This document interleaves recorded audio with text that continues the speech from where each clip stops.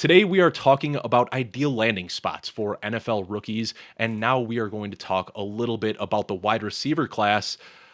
Alfredo, start us off here with the wide receiver one pretty much unanimously in this class, Jaxon Smith-Njigba. Where would you like to see him land? Yeah, Jaxon Smith-Njigba, or JSN, as Vig lovingly calls him. I think that obviously, I think we all kind of agree here.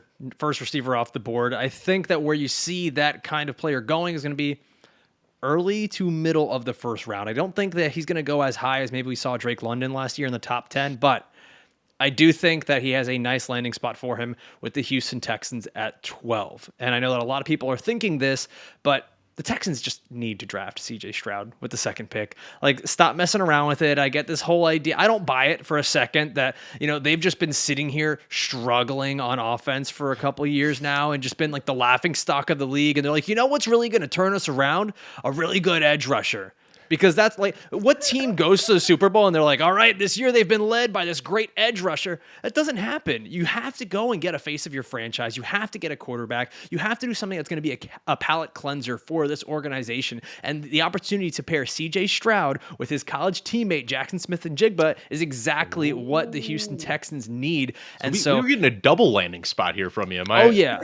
All right. Oh, yeah. Yes, and like that. That's why I think that JSN going to the Texans at 12 becomes a really perfect spot if all these stars start to align. And we have seen this become a trend now in the NFL, taking two young stars that are marketable and have a working relationship from college. We've seen this on a bunch of teams that have had successful offenses. Joe Burrow with Jamar Chase, Jalen Hurts and Devontae Smith, Tua Tagovailoa and Jalen Waddle. That's right, I got the Dolphins in here again. Derek Carr and Devontae Adams, Kyler Murray, Marquise Brown, Trevor Lawrence, Travis Etienne. Like, I can just keep going. That's all I have on my list here. This you said you can keep going. Like, no, I won't. But like it just makes too much sense for the Texans. It actually gives them something on offense, something that makes them scary in that division where they're going to have to continue to compete with the Jacksonville Jaguars that now have a top tier passing attack, a top tier offense. And the only way you're going to compete with that is to be able to score as many points as them. The passing attack was really bad last year in Houston. They were near the bottom of the league in basically every relevant passing or receiving statistic: completion percentage, quarterback rating, receiving yards, yards per reception, passing first downs gained. Like, they just could not do anything through the air. And they put so much of their offense on a, third or fourth round running back selection, Dameon Pierce. Like, yeah, you're probably not going to be very good on offense that way. So Jaxon Smith-Njigba going to the Texans, revamping this entire organization with his former teammate CJ Stroud. I just don't get how the Texans look at the blueprint set by all these other teams and go, you know what we need? Will Anderson and then an offensive lineman. We got this. That just doesn't make sense. Yeah, and especially with the departure of Brandon Cooks, it makes so much sense. I mean, Jaxon Smith-Njigba could step right into that role. So love that call out. I think that's a really, really good one there, and I could absolutely see it shaken out that way. Adam Leviton over at Establish the Run, I don't know if you've heard, but he refers to that as the shower narrative. The guys that showered together in college that then go on to play with each other in the NFL. Maybe play with each other wasn't the best terminology there. Vig, let's hear who you wanted to talk about. Jordan Addison, what do you think his ideal landing spot is? I want to take a second first off to say that the ideal landing spot for any of these players is on my Jacksonville Jaguars. I just have to get it out of there because all of them should come to the Jaguars. Hold on. You got all Christian Cook, you got Calvin Ridley, you got Travis Etienne, you got Evan Ingram. Don't you guys have enough? We do, but again, if we're going to take fantasy out of the question, I just want all the players on my team. So now that I get that out of the system, no, definitely Jordan Addison to the Jaguars would be horrendous for the Jags and horrendous for Jordan Addison. But this guy honestly did such a fantastic job playing over at USC. And I think the success of Devontae Smith, I'm really hoping will make the NFL less worried. Because if you had a Jordan Addison guy 3 years ago, they're like, 5'11", 170, is he going to be any good? But like, he literally fits that mold, won the Biletnikoff the year after Devontae Smith did, and he does a lot of the same things. This guy is so, versatility is the name of the game with him. You see him in the slot, you see him in the periphery, he passes the eye test with the most wonderful of flying colors. He's so explosive, his route running is crisp. I think Alfredo and I talked about him a different show where he's just like, he plays hide and seek. If they're playing zone, he finds the gaps. If a DB is playing man-to-man, well, they're not because they're never around him. He's just always wide open. He's very, scheme independent, so it doesn't matter. You could put him on anything, West Coast, Air Raid, Correal. It doesn't really matter what. But, Alfredo, I'm sorry, you're going to hate this. But I think he would do really, really, really well in that sort of modified Erhard Perkins scheme that Belichick loves to run. And I think Addison would be absolutely monstrous for the Patriots, torturing your Miami Dolphins every week. I think there's a lot of other great places he could go, but I think, with people talking about him being like somewhere in the first round, dropping to the second round if he, if things really change, I think the Patriots would be a fantastic landing spot for him for fantasy purposes. What is going on here? What is going on, guys? Where you're making the Patriots the ideal landing spot for all these rookies? I mean, they've got a lot of draft picks and they need a lot of help on offense. Yeah. I'm still not, I don't really know what to expect from the Patriots. I don't know if they're going to try to move up and draft a quarterback or what, but if their plan is to roll with Mac Jones, they're going to have to bring in as many weapons as they can to make his job a little bit easier. Now, before I talk about my guy, I just want to say, if you're watching this on YouTube right now, this is just a small segment from a much larger show where Vig, Alfredo, and I discuss landing spots for running backs like Bijan Robinson and Jahmyr Gibbs. We also talk about some tight ends, got some fun jokes at the beginning of the show as well. So if you want to check that out, in the description below, you can find a link to the audio version where you can listen to the full show. But let me go ahead and talk about the next guy that I want to discuss and where I expect him to land is Quentin Johnston. And it was kind of crazy. It seems like just a couple of weeks ago, people were talking about Quentin Johnston as a possible top 10 pick, and now all of a sudden he's getting mock drafted at the end of the second round after a not so great combine performance. I still think that he is a talented player, and I think that he's going to dictate a first-round price tag, and I've got him going to the Giants at pick number 25. Now, the Giants have spent all offseason signing every single slot receiver in existence. They got Isaiah Hodgins, Wan'Dale Robinson, Paris Campbell, Darius Slayton, Sterling Shepard, Jamison Crowder. As fun as it would be, Alfredo, we talked about this recently with Matt Harmon, as fun as an all-slot offense would be, I think they go out in the draft and they find their ex-receiver. Then all of a sudden... Don't slot shame, Dave, okay? Don't be a slot shamer. I mean, it would be fun, but they've got to add some size here. And I think that having Darren Waller lining up at tight end and then having Quentin Johnston out as the X, all of a sudden you've got two big targets for Daniel Jones, which should help him take even another step forward in his development.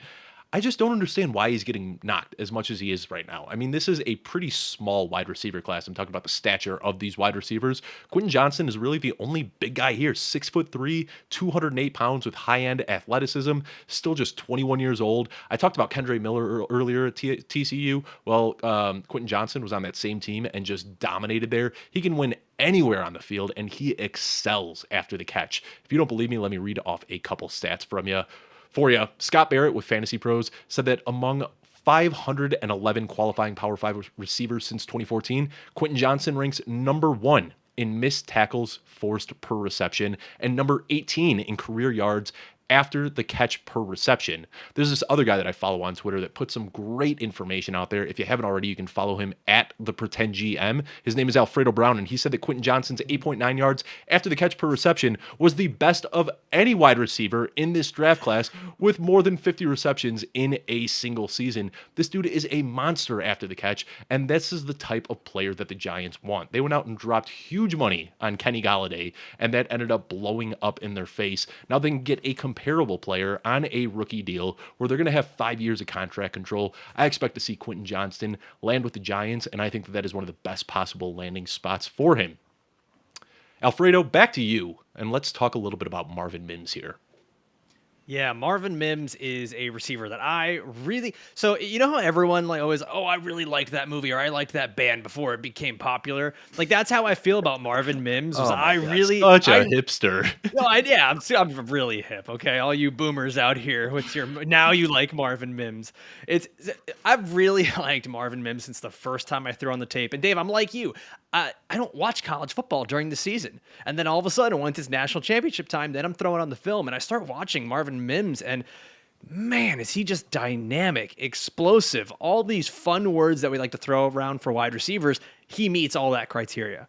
So I think I've teased you long enough. I've got Marvin Mims going in the mid to late second round to the Los Angeles Chargers at pick 54, where I think this is exactly what the Chargers need. More dynamic receivers for Justin Herbert. Mike Williams has been a good contested catch guy and a good red zone guy throughout his career, but he's rarely ever able to stay up and healthy for a full season. Like, it just doesn't happen. I think a lot of that comes from the contested catch stuff. He just falls ridiculously. Josh Palmer's been good filling in for him when he needs to, but he's kind of limited athletically. And Keenan Allen, we already saw that there was rumors about them cutting him, and he's not really a field stretcher. He's going to be 31 years old this year, and next season they actually save $8 million in cap if they cut him. So that's the kind of thing that wouldn't surprise me. So I would not be surprised if the Chargers are going for a wide receiver early in the draft to add to this passing attack, or maybe even a tight end. We might talk about that later. I don't know. But Kellen Moore is now the offensive coordinator there. And we saw what he was able to do in Dallas. We should see more of a downfield passing attack. Mims thrives in that kind of environment. I can't remember which show I said it on, if it was your show or my show or someone's show, but Marvin Mims like absolutely obliterated all of the high school records for the nation and Texas and everything when he was there. He has had such a crazy good pedigree since being in high school, all the way from his freshman year to now. He has produced. This is the kind of guy that I think becomes a really cool dynamic weapon for the Chargers to use. He's probably not going to be a wide receiver one in the league because of his size, and he still needs to learn more about intermediate route running. But if you bring him onto the field to be a downfield threat and a guy that can kind of complement Keenan Allen's intermediate attack and Mike Williams' contested catch work, I think he's perfect there for the Chargers as a burner. He ran a 4.38 at the combine. We know he's got that downfield speed. He averaged nearly 20 yards per catch in college. This is a guy I think becomes a perfect fit for the Los Angeles Chargers.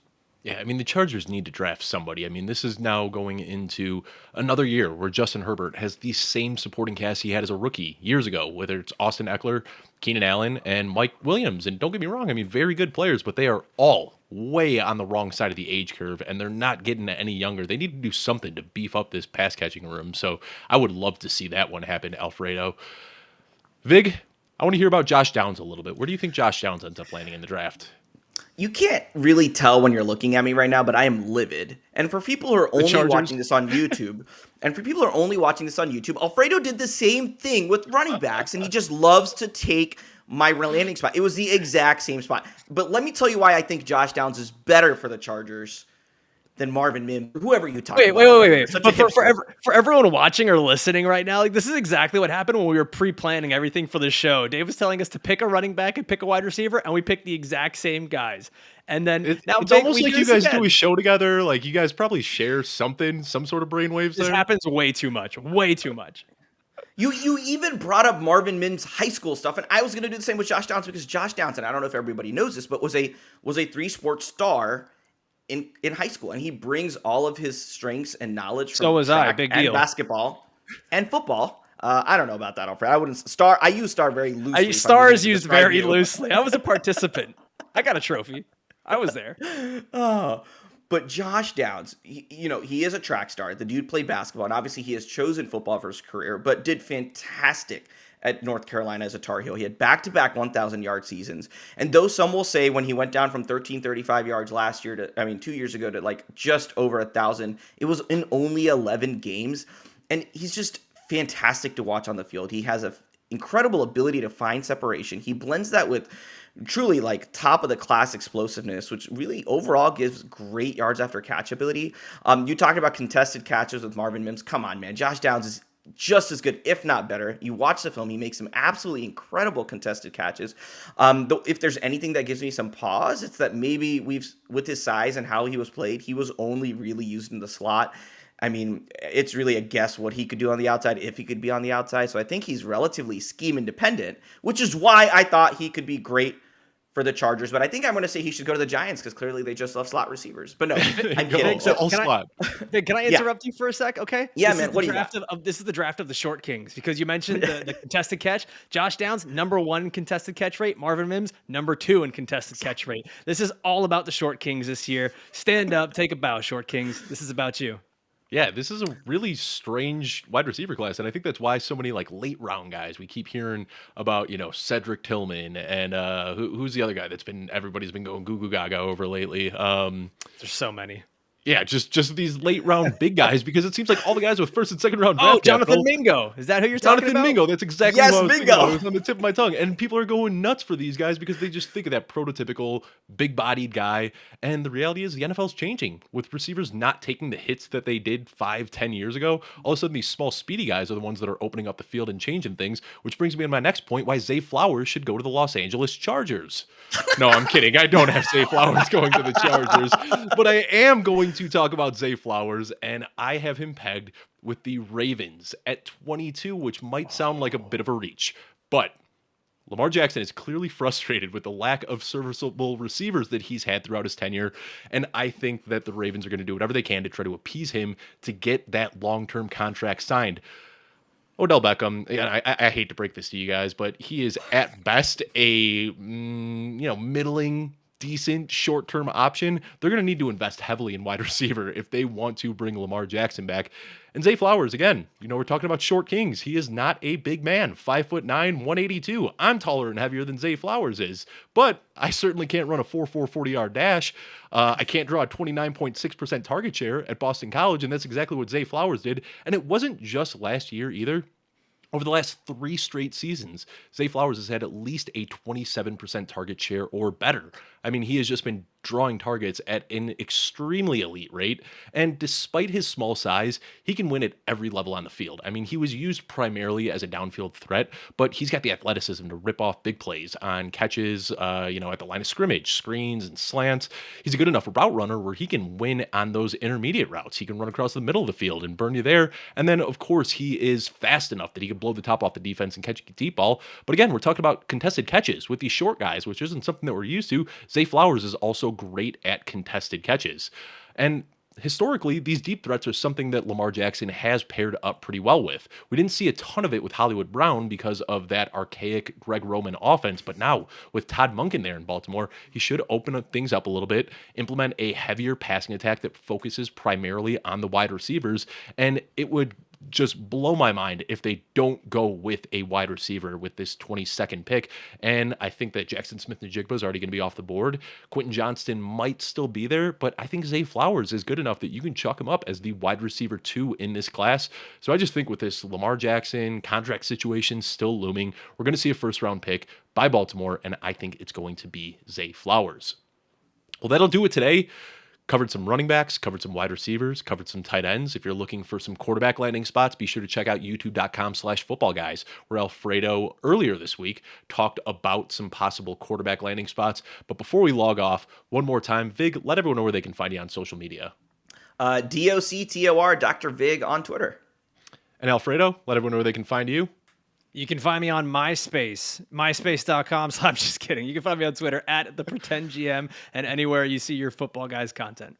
And I'm Dave Kluge. You can find me on Twitter at Dave Kluge. That's Kluge, the guy without a check mark next to his name. Thank you for tuning in. On the right side of your screen, you'll be able to see some other videos that we have, like the Pretend GMs episode from earlier this week, where Alfredo talks about some quarterback landing spots. Be sure to smash that subscribe button so you can see all of the video content that Football Guys has to offer. Thank you so much for tuning in. See you next week.